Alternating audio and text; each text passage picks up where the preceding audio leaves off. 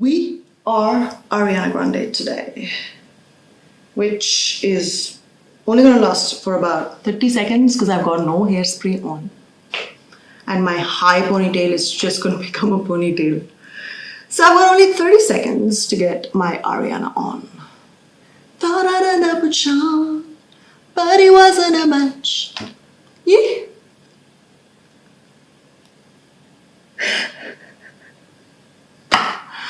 I am so excited for today's episode, you guys, because I'm going to talk about something which is my absolute favorite topic in history.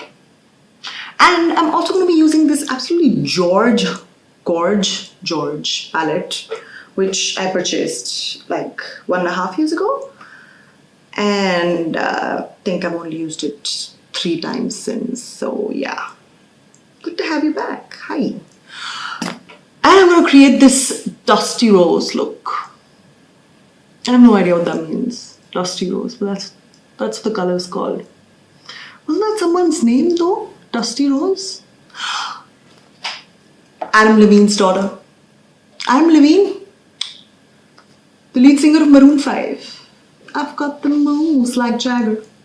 I've got the moves like Jagger. That one. Yeah.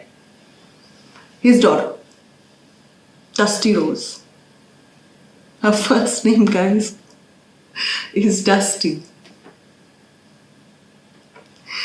क्या नाम रखा बेटा पापा ने? Dusty. Alright, I'm going to stop goofing around and I'm going to start with the introduction in 3, 2, 1. Hello and welcome to the 5th episode of Eyeshadow Etihaas. I am Ruchika Sharma, and for those of you who have hopped onto the channel for the first time today, let me tell you a bit about what we do over here. Eyeshadow Etihaas, as I like to intellectualize it, is a passion project that brings together my love for Etihaas, which is history, and eyeshadows, which is this stuff right here on my eyelids. And what I basically do over here is I will create an eye look while talking about a particular topic on history. And if whatever I say over here makes any sense to you and you want to read further about it, it generates your curiosity, then there are a list of sources mentioned in the description that you can go ahead and check out for a bit of extra reading or to fact check everything that I blabber over here. And as for me, like I said, I am Ruchika Sharma and I teach history for a living. I have a few more credentials which have also been listed in the description box. For those of you who have never seen a single episode of Eyeshadow Etihaas, all of those episodes 1 to 4, have also been listed in the description box and will be listed throughout the video on this space over here, one of the 2 guys. Just figure it out. There'll be an eye sign, click on it, and it'll take you to the video. Now that all that is done, I cannot wait to introduce you to today's topic. Today we will talk about a topic which everyone in the country is talking about without realizing that they're talking about it, which is reuse, or more specifically, architectural reuse. Don't worry, I will explain it in ample detail soon enough, but know that reuse is as common a phenomena as, say, the institution of monarchy in the subcontinent's history. Yet, we barely talk about it. And when we do, it is through these very narrow lenses of present-day contestations.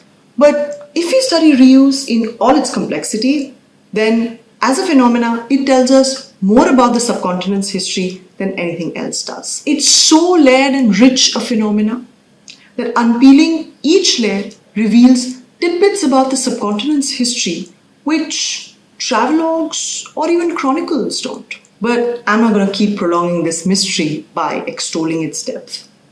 I will today talk about the 3 kinds of reuse while doing this simple 2-step Dusty Rose eye look. Chale phir? Now reuse is quite simply the act of using something more than once. And when it's translated in terms of architecture, it is the act of reusing a building by altering either its form, function, or fabric, and sometimes all of these at once. Reuse is of three types, as Julia Hegewald and others categorize in their book. Now, the first type is conventional reuse, which is basically reusing something for the same purpose. Now, think of this in terms of a kitchen container with cereal in it. Now, once the cereal runs out or finishes, you clean the container out and then use it again to store a new batch of cereal, using something again for the same purpose. And architecturally speaking, we have a very good example of this kind of reuse in the Vijayanagar Empire. Now, Richard Davis informs us that the 16th century Vijayanagar ruler, Krishnadevaraya, after coming to the throne, attacked one of his adversaries, the Gajapatis of Orissa, with their ruler Prataparudra at the Udaygiri fort. Now, the battle was long drawn, you guys, almost a year and a half, after which the Vijayanagar forces won. Yay! I quite like Krishnadevaraya. I'm very happy that he won. What's not to like about him? Tenali Raman's best friend.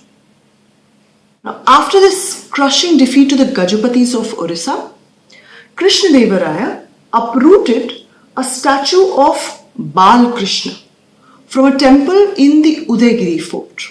Now, the image thus looted from the Udaygiri temple was subsequently housed in the Krishnaswamy temple at the capital city of the Vijayanagar Empire, Hampi, which makes sense considering the temple itself was built to celebrate Krishnadeva's victory over the Gajapatis. But this was not the only time that Krishnadeva decided to loot a deity statue. In Krishnadevaraya's 16th century campaigns against the Adil Shahi ruler of Bijapur, Ismail Adil Shah, the areas of Pandarpur were briefly captured by the ruler. And it was here that Krishnadeva looted a statue of Lord Vitthal, which frankly, by any standards, is quite a feat, considering Pandarpur was the center of Vitthal's cult. And this statue, just like Balkrishna's statue, was placed inside a temple in Hampi, the Vitthal temple, which was still under construction during that time. So, a good example of conventional reuse? Yes? Considering the images of both Balkrishna and Vitthal were taken away from their original setting and placed in new settings, but for the same purpose. However, interpreting this is not simple. Nothing in history is. Why did Krishnadev take these images away? Was uprooting images from temples during the 16th century par for the course? Or is there a different interpretation to it? Now, the act of taking statues from temples is an act symbolic of power. But what kind of power was it? The power of one religion over another?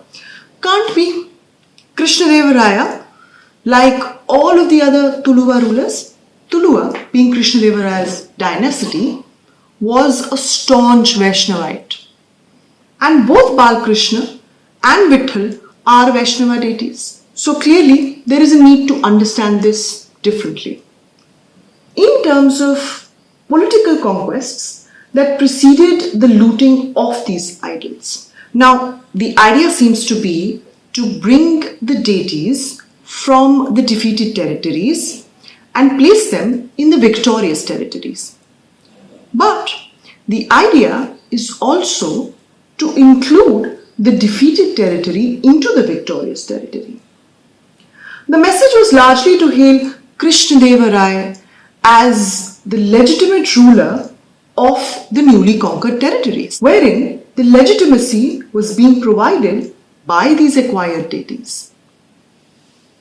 So, did the breaking of these idols cause any kind of religious anxiety among the worshippers of these newly conquered territories? TBH, we don't know. There's no evidence to tell us that. And even if there was, it was clearly not significant, since not only is it not written about, but also Ample examples prove that such looting of idols as war trophies was a frequent phenomena among the rulers of the subcontinent.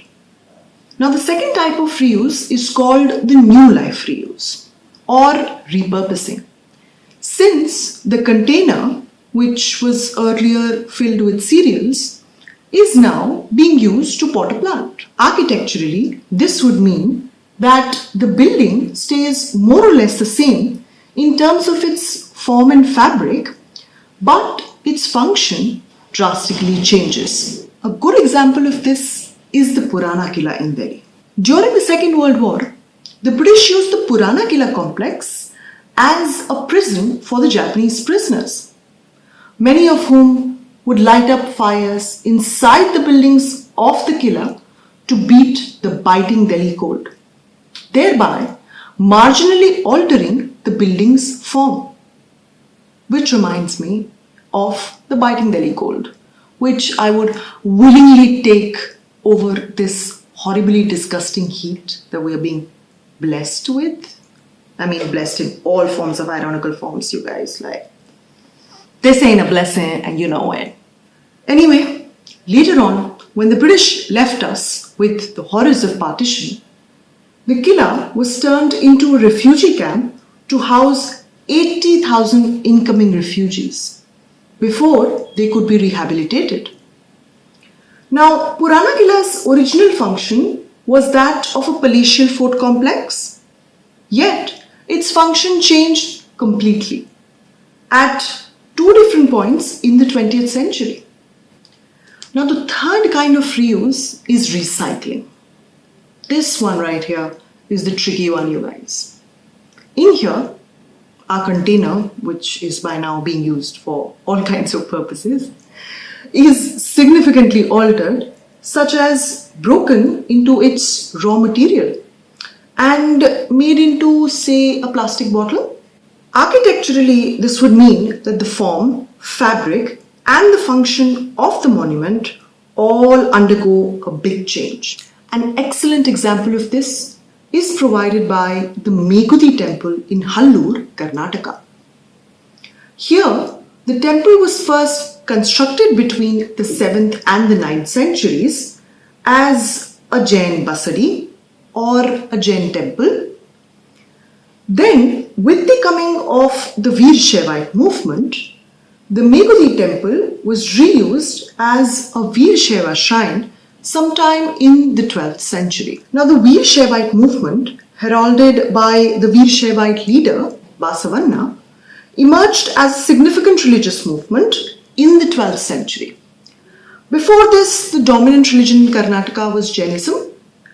Now, Jainism was also the religion that received state patronage during this time, which made the new Veer-Shaivite movement an emerging competitor of Jainism to vie for patronage with. Now, one of the ways in which this competition found tangible form was in the conversion of a series of Jaina shrines into Veer-Shaiva shrines, which is exactly what happened to our Megudi temple in Hallur, Karnataka, where the Jina idol, the idol of the Jina Parsvanatha, was uprooted from the Garbhagriha, the sanctum sanctorum of a temple. Now, the sanctum sanctorum of a temple or the Garbhagriha is basically that area where the deity is kept, where the idol of the deity is kept.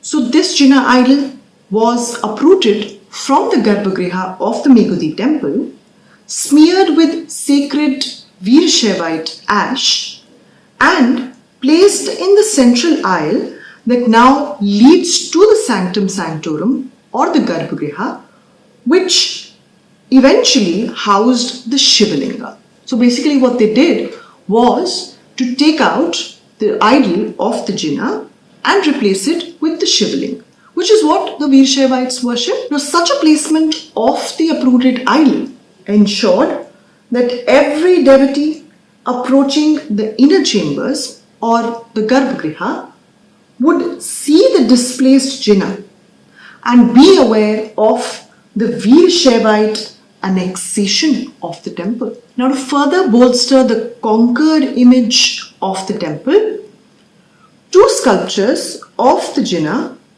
adorning the main entrance have also been significantly disfigured, even though all the other sculptures present inside the temple as well as outside the temple have been kept intact. But there are a few other ways to interpret this example as well. As a new movement, Veershaivism would have suffered from paucity of funds, basically shortage of money. No patronage, new religion. How would they then make their temples? Reusing existing shrines was a time and a cost-efficient way, which are also some of the basic uses of architectural reuse, which is the general idea of recycling as well. To save on time, to save on cost, to save the environment. Now, this reminds me to remind you that architectural reuse and reuse in general, while being an undeniable fact in the subcontinent's history, was also a common occurrence in the history of the world in general. Case in point is this 12th century church known as the Little Metropolis in Athens, Greece, which is one of the many examples that typifies how a lot of pagan shrines were converted either wholesale or piecemeal into churches during several different periods of time in the history of Europe. Now here, in this particular church, reused parts taken from the pagan temples have been sanctified by small crosses. The cross being a Christian holy symbol, just like the Jinnah idol in the Megudi temple was sanctified by the Veershaivite ash. QED, you guys, reuse is a fact of history. And while religion can be one of the ways to interpret it, it cannot be the only way to interpret it. Furthermore, as the examples of Krishnadevaraya suggest, reuse could occur within the same religion for political purposes.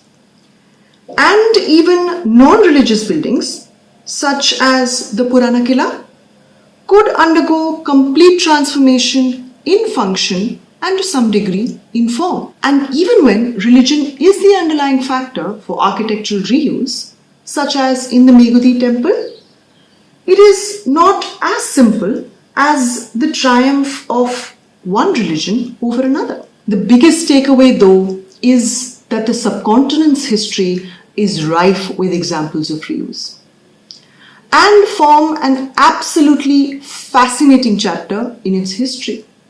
Weirdly enough, we look at only a few cherry-picked examples to suit certain narratives, which, frankly and sadly, papers over the complexity of this phenomenon.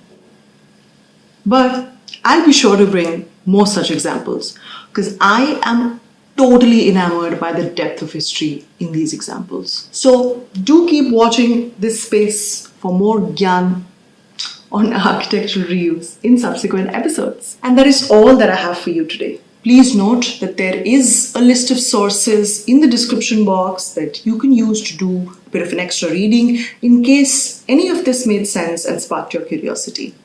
And before you just walk away, please like and share the video and subscribe to the channel. And do let me know in the comments what is it that you would like me to talk about in the next episode.